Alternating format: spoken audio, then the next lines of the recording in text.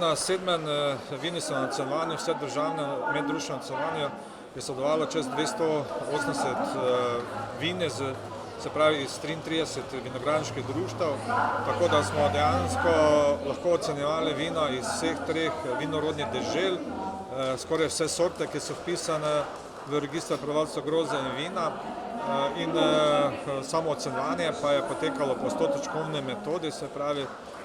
kategorije so bile nearomatično suho-belo in vse kategorije znotraj, seveda od penin do rdečih vin, in kar lahko pohvalimo, da smo bili priča dobri kakovosti, čeprav vemo, da je letnik 2024 bil zelo muhast,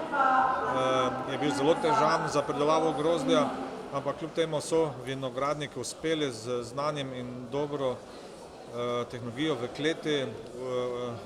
nekako ohraniti to, kar narava ponuja, ker zmeraj še velja pravilo, če ni kakovost grozdja tista, seveda potem zelo težko govorimo o kakovosti vina, ampak kljub temu pa glede na letnik so vina zelo sveža, zelo aromatična, seveda pa z nekoliko nižjim alkoholom, kar pa je mogoče tudi zaželeno pri potrošnji vina.